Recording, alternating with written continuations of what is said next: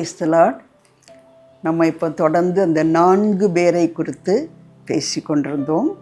அந்த 4 பேருக்குள்ளாக விருப்பம் இருந்தது, விடாமுயற்சி இருந்ததுனால அவ்வளவு திரளான ஜனங்கள் கூடியிருந்த இடத்துல கூரையை பிரித்து அந்த திமிர்வாதக்காரன் இயேசுக்கு நேராக இறக்குனாங்க. கொஞ்சம் யோசித்து பார்க்கலாமா? அது ஒரு நல்ல அழகான வீடாக இருக்கலாம். அந்த வீட்டுக்காரர் கொஞ்சம் கோபப்பட்டிருப்பார்ல. அந்த 4 பேருக்குள்ள விருப்பம் வரல, அந்த வீட்டுக்காரருக்கு இல்லாமல் வந்திருக்கலாம். என்ன இப்படி பண்ணிட்டீங்களே, இப்படி வீட்டை தாறுமாறாக்கிங்களேன்னு சொல்லிட்டு அவர் சொல்லாட்ட கூட அவருடைய மனைவி வந்த மக்கள் சொல்லிக்கலாம். அவங்க எதையும் கவனிக்கலை. இப்போ இயேசு என்ன சொல்கிறார் என்று சொல்லி பார்க்கலாம். மார்க்கு 2:5. இயேசு அவர்கள் விசுவாசத்தை கண்டு. இப்போ விருப்பம் இருந்தது, விடாமுயற்சி இருந்தது, இப்போ விசுவாசம் இருந்தது. முக்கியமா அவங்களுக்கு விசுவாசம் இருந்ததுனால தான் நம்ம அங்கே போனால் இயேசு ஒரு அற்புதத்தை செய்வார், அவர் நல்லவர், அவர் சர்வ வல்லமை உள்ளவர் என்று சொல்லி விசுவாசத்தினால்தான் அந்த விருப்பம் வந்தது, விடாமுயற்சியும் அவங்களுக்கு இருந்தது. அதே இது மத்தேயு 9:2 இயேசு அவர்கள் விசுவாசத்தை கண்டு என்று சொல்லப்பட்டிருக்கிறது. அதே இது லூக்கா 5:20 இதே வார்த்தைகள். இயேசு அவர்கள் விசுவாசத்தை கண்டு அவனுக்கு சுகம் கொடுக்கிறார். ஒருவேளை அந்த மனுஷனுக்கும் கண்டிப்பாக என்ன செய்யணும், விசுவாசம் இருந்திருக்கும்.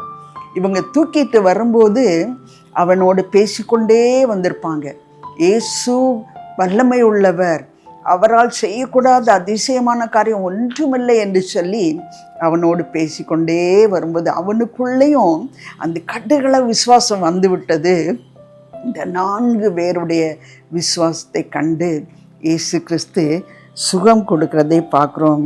சரீர பிரகாரமான சுகம் மட்டுமல்ல. 20-24 லூக்கா 5 இதில் சொல்லிக்குது, உன் பாவங்கள் உனக்கு மன்னிக்கப்பட்டது, உன் பாவங்கள் உனக்கு மன்னிக்கப்பட்டது, உன் படுக்கை எடுத்துக்கொண்டு வீட்டுக்கு போன்னு சொல்லும்போது அவன் மேலோடு இறக்குனாங்க. இப்போ அவன் படுக்கை எடுத்துக்கொண்டு சுகத்தோடும் பலத்தோடும் பாவங்கள் மன்னிக்கப்பட்டவனாக, டபுள் பிளெஸ்ஸிங். சரீர பிரகாரமான விடுதலை மட்டும் அல்ல, சுகம் மட்டுமல்ல, ஆவிக்குரிய பாவத்திலிருந்து மன்னிப்பையும் பெற்றுக்கொண்டு போனதா பார்க்குறோம். இந்த 4 பேர் இன்றைக்கு நம்மள அப்படிப்பட்ட 4 பேர் இருக்கிறோமா? அன்றைக்கு ஆபிரகாம் ஆதியாகமம் 18 வாசிக்கிறோம். சோதோம் கொமோராவுக்காக ஆண்டுடைய சமூகத்தில் விண்ணப்பம் பண்ணி கொண்டே இருக்கிற முதலாவது ஒரு 50 நீதிமான்கள் என்று சொல்லி ஆரம்பித்து 10 வரைக்கும் ஆண்டுடைய சமூகத்தில் கெஞ்சி கேட்டுக்கொண்டே இருந்தானாம். ஆண்டவர் சோதோம் கொமோராவை தப்ப வைத்தார் என்று சொல்லி பார்க்குறோம். லோத்தை தப்ப வைத்தார் என்று சொல்லி பார்க்குறோம். மோசே யாத்திரா 32 கெஞ்சி கேட்குறானோ, என் பேரை கூட கிறுக்கி போட்டுருங்க, இந்த மக்களை ஆசீர்வதியோன்னு சொல்லி கெஞ்சி கேட்குறத பார்க்குறோம். பவுல் அப்போஸ்தலன் கலாத்தியர் 4:19 கற்ப வேதனை அடைகிறேன், இந்த ஜனங்களுக்காக கற்ப வேதனைப்படுகிறேன் என்று சொல்லி வரல. பெண்களுக்கு தெரியும் கற்ப வேதனைனா என்னன்னு சொல்லி. இங்கே ஒரு ஆண்மகன் ஜெபிக்கிறத பார்க்க கற்ப வேதனை அடைகிறார். இதே போல் பாரம், இதே போல் விசுவாசம் நம்ம எல்லாருக்கும் இருக்குமானா நம்முடைய தேசம் சீக்கிரத்தில் ஆண்டவரை அறிந்து கொள்ள. 2 வசனங்களை சொல்ல விரும்புகிறேன். யோபு 4:20 காலை முதல் மாலை வரை மடிந்து கவனிப்பார் ஒருவரும் இல்லாமல் நித்திய அழிவடைகிறார்கள். காலை முதல் மாலை வரை மடிந்து கவனிப்பார் ஒருவரும் இல்லாமல் நித்திய அழிவடைகிற நம்முடைய தேசத்தின் மக்கள் கவனிப்பதுக்கு யாரும் இல்லையா? அன்றைக்கு 4 பேர் இணைந்து ஒரு திமிர்வாதக்காரனுக்கு சுகம் கிடைத்தது. இன்றைக்கு நித்திய அழிவடைகிறார்கள் என்று சொல்லப்பட்டிருக்கிற யாக்கோபு 5:20 உங்களுக்காக வாசிக்கிறேன். யாக்கோபு 5:20 தப்பிப்போன மாக்கத்தின் நின்று பாவியை திருப்புகிறவன் ஒரு ஆத்துமாவை மரணத்தினின்று ரட்சித்து திரளான பாவங்களை மூடுவான். மரணத்தினின்று ரட்சித்து திரளான பாவங்களை மூடுவான். தப்பிப்போன மார்க்கம். இன்னைக்கு நம்ம ஆண்டோடைய கிருபையினால் சரியான மார்க்கத்தில் நடந்து தேவனை நோக்கி நடந்து கொண்டிருக்கிறோம். ஆனால் இன்றைக்கு தப்பிப்போன மார்க்கத்தில் இருக்கிற எத்தனையோ சிறு பிள்ளைகள், இந்த செல்லுக்கு அடிமையானவங்க, கெட்ட பழக்க வழக்கங்களுக்கு அடிமையான வாலிப பிள்ளைகள், எத்தனையோ குடும்பங்களில் குடும்ப ஜபம் இல்லை, ஆலயத்துக்கு வருவதில்லை, சினிமாவுக்கும் மற்ற காரியங்களுக்கும் உலக பிரகாரமான மாயைக்கும் சிக்கி கிடக்கிற குடும்பங்கள் உண்டு. இன்றைக்கு உங்களுக்கு எனக்கும் இந்த விருப்பம் உண்டா? விடாமுயற்சி உண்டா?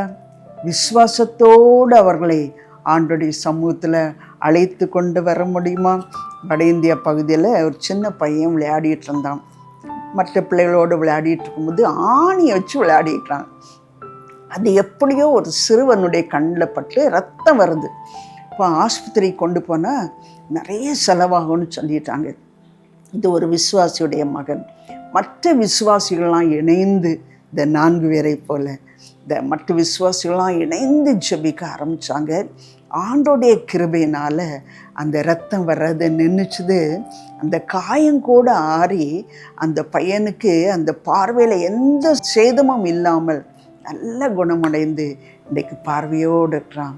விசுவாசிகள் இணைந்து ஜெபித்ததுனால, பாரத்தோடு ஜெபித்ததுனால, விசுவாசத்தோடு ஜெபித்தனால இந்த சுகம் கிடைத்தது. இன்றைக்கு கர்த்தர் இப்படிப்பட்ட மக்களை தேடுகிறார். நீங்களும் நானும் இணைந்து தேவனுடைய ஊழியத்தை தொடர்ந்து செய்வோமா? கர்த்தர் நம்ம எல்லாரையும் ஆசீர்வதிப்பாராக. ஆமென், ஆமென். ஒட்டிய உறவில் நிலைத்திருப்போம், கட்டுப்பாடு வாழ்வில் காத்திடுவோம்.